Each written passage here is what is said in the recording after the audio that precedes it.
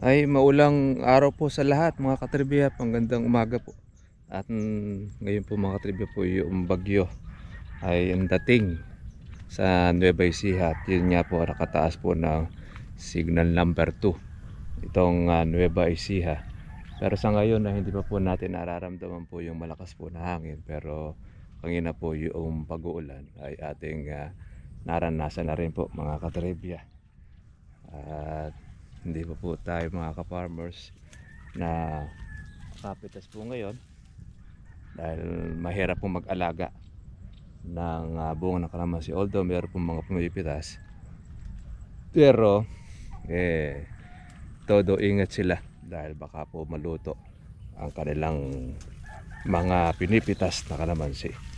Good news mga katribya, dahil tumaas na naman po muli ang kalamansi po natin.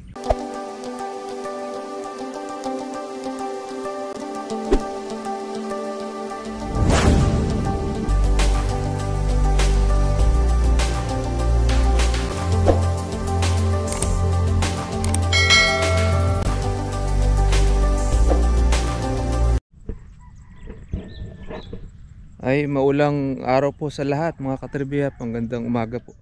At ngayon po mga katribya po yung bagyo ay ang dating sa Nueva Ecija. At yun nga po nakataas po ng signal number 2 itong Nueva Ecija. Pero sa ngayon na hindi pa po natin nararamdaman po yung malakas po na hangin. Pero kanina po yung pag-uulan ay ating naranasan na rin po mga katribya.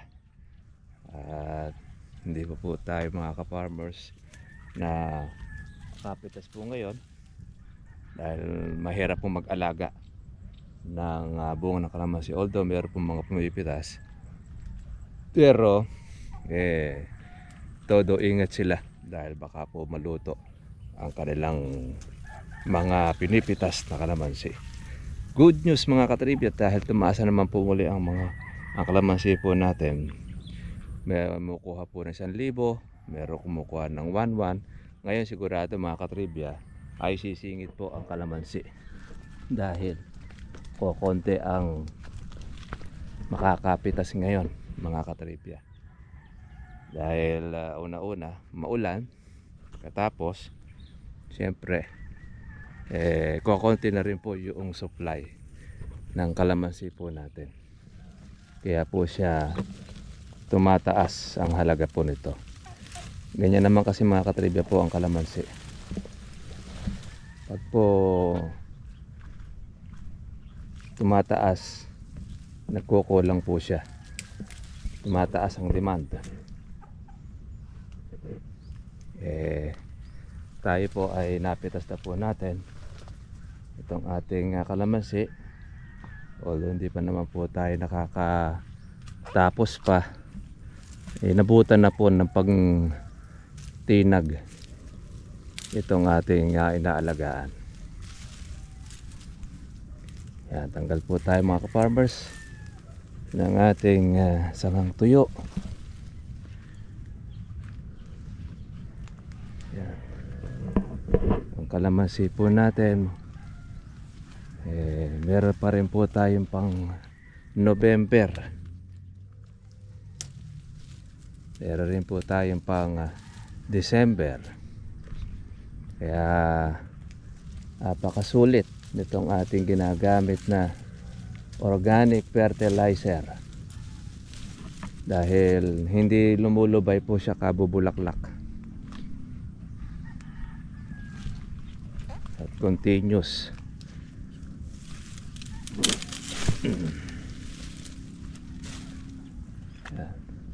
Meron pa naman po tayong mahahalaw uli pagka tayo ay magpapapitas ng ating kalamansi.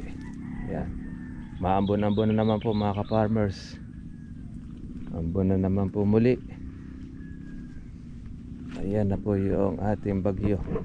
Kaya mahirap po mga katibya pag pumasok po tayo sa ating kalamansi. Hindi natin maiiwasan. Tayo po ay mababasa. Siyempre dahil sa tubig.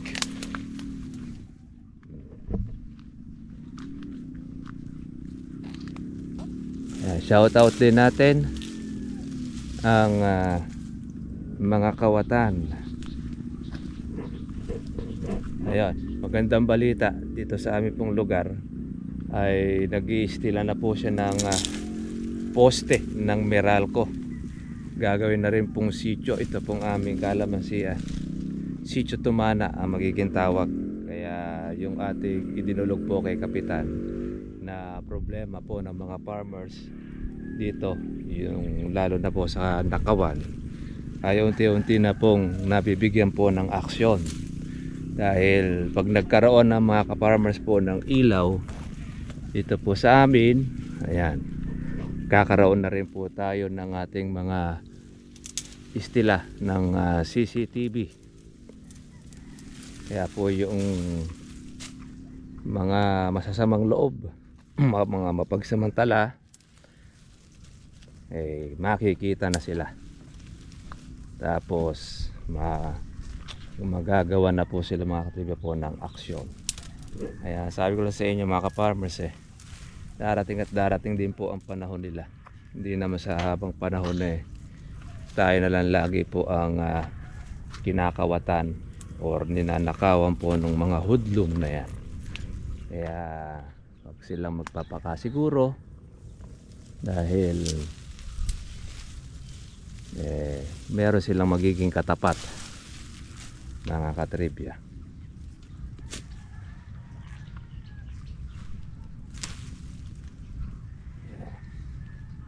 Ito, napitas na po ito. Ayan, nakuha na po yung mga dapat kuhanin dito po sa areang ito. Ang mangyayari po niyan, papalaki po tayo ng ating pong mga panunod. Ayan, meron pa rin po tayo mga katribya pong mga bulaklak. Meron din naman po siya ganun karami kasi hindi pa naman po tayo nakakapagsabog ng ating abono.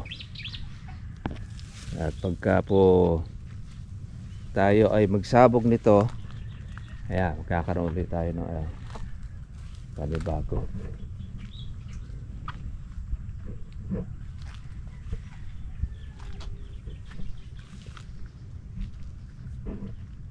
Ayan, lala tayo rito ng bunga. Okay na, hindi na ito makakawatan. At pinitas na po natin. Gusto nila manghahalaw po ang mga kawatan, mga katribya. Kaya malaya uli ang pagbubulaklak nito ng ating kalamansi.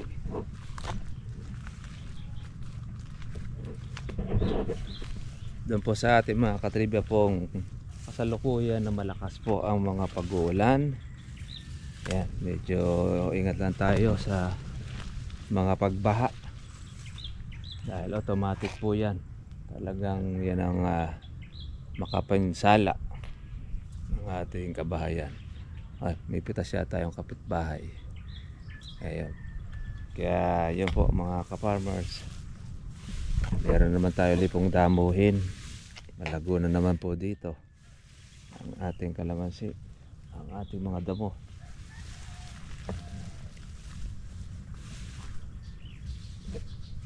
Ayun, meron naman tayo uling halawin.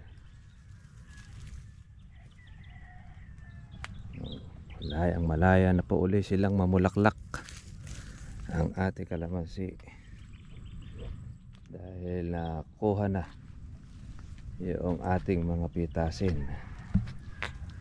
Magpapalaki na po tayo pong muli. Kaya yung magnanakaw, meron naman uli po sila pong palalakihin. Sa bagay hindi na nga po makuha lumaki po ng kalamansi natin sa mga visit na yun Ayan yung ating pang November tsaka po December.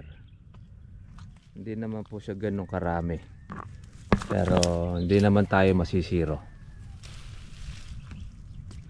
Although hindi naman tayo nag-spray ng ating bunga, marami po namang nagtuloy, marami po siyang buo.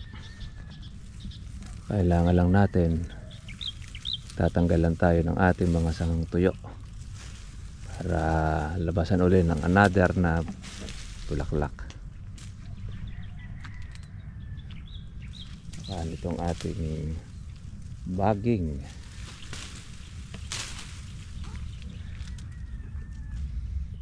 Tingnan mo yung mga parte po mga ka-farmers po na ni-spray natin. Hindi na po siya tinutubuan ng damo, madalang na ang damo. Kaya kagandahan po noong nalalagyan natin siya ng asid saka ng pataba, lumilitaw po yung pagkalupa ng ating ni-spray ng herbicide.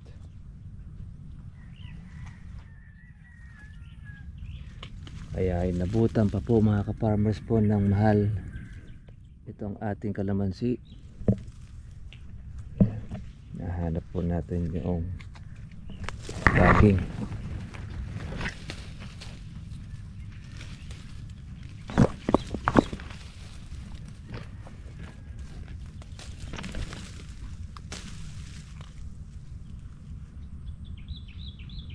Yung malaking puno.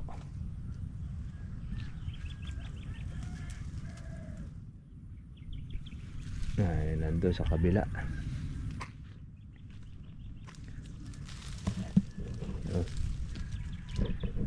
Shoutout natin ang ating mga ka-farmers na patuloy na nanonood itong ating pong vlogs, at continuous lang po kayo. Marami po tayo makukuha idea sa larangan po ng calamansi farming.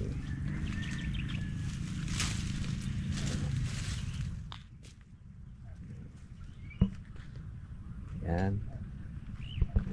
Kaya ang mga farmers po natin, sisipagin po niyan dahil mataas po ang presyo. Kaya lang iba, nung sumipag, ubos na. Iba naman po ay balot na po ng bagging ang kanilang kalamansi. Tayo naman mga katribya, maganda pa naman, maganda po yung ating inaalagaan. Tagal tayo ng ating mga sangang tuyo. Dulot po yan ng punggos uulan, tapos aaraw, bagyo, o kaya magdudulot siya ng punggos. Tutuyo ngayon yung sanga.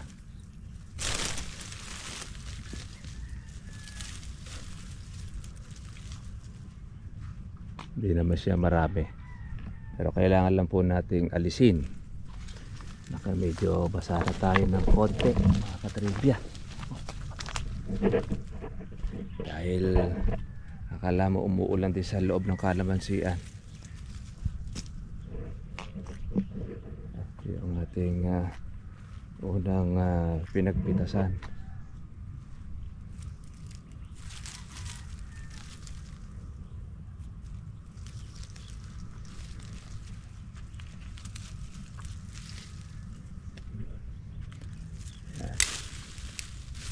Tanggal lang natin itong ating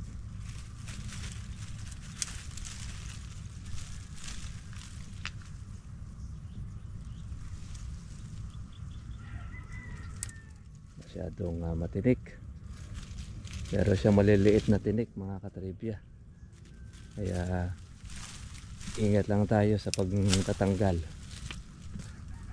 Pwede kayo magkaroon ng guwantes.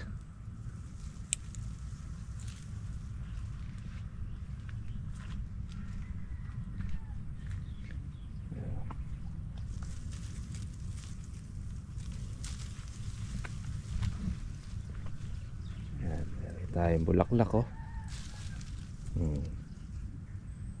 pero hindi po natin sure mga katribya itong bulaklak na ito ay magtutuloy, dahil nang lumabas po yan na nag-aaraw, hindi tayo nakapag-spray. Kaya lang hindi naman po siya ganun karami, konti-konti, pero malalaman natin yan pagka yan ay magbuko na, kung siya ay magtutuloy. Karaniwan kasi pagka gamais, doon natin malalaman kung siya po ay magtutuloy o hindi, dahil kopildong na. Kasi po pagka kopildong na ang bunga, wala na po yun, sira na siya.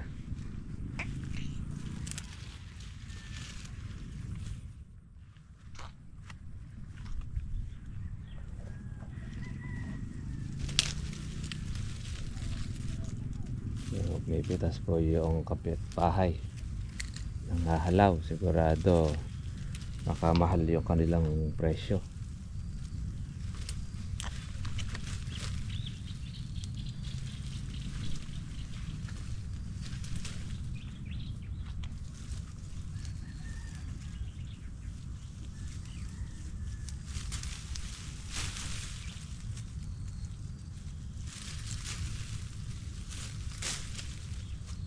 Pitas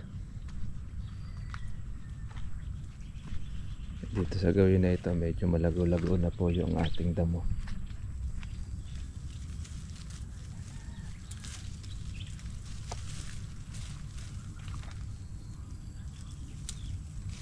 Sana siyang nalalanta sa pagka po napunggos.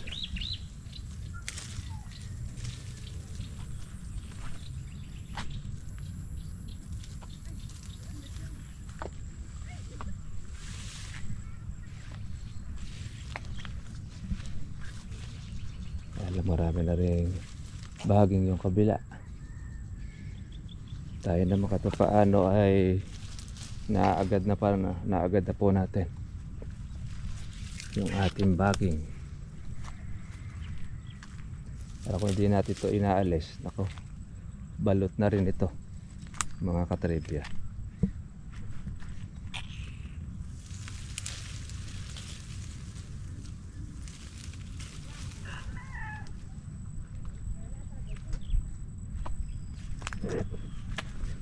Ito, yan ang malupit, itong sitaw-sitawan na yan. Kaya pagka po binubunot natin mga katribya, sinasablay natin sa sanga para hindi na tumubo. Kasi nasausaw po sa lupa yan, mangyayari tutubo na naman.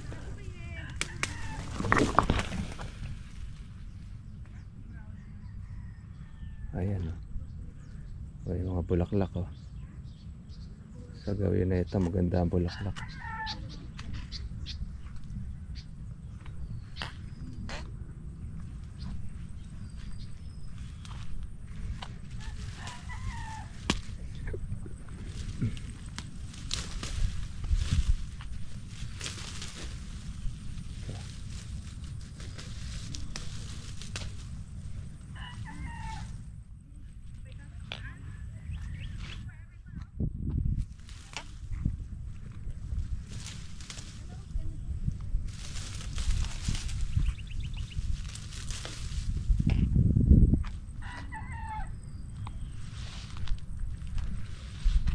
Singit ang kalamansi dahil kakonti ang makakapitas.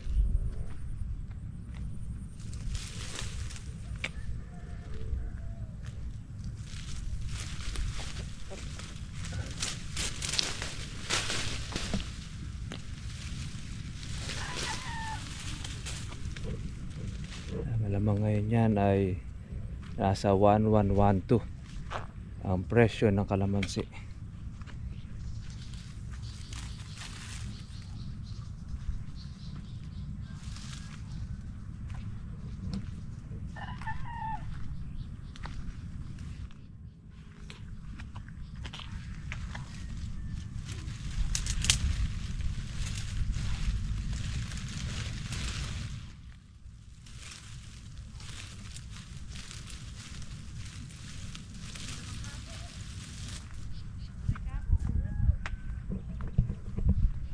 Okay mga katribya, sige po, kita-kita na po tayo po bukas. At happy weekend po sa inyong lahat. At nawa ay ingatan lang po tayo dito po sa bagyong ito na si Ramil. God bless po sa inyong lahat mga katribya. Bye bye.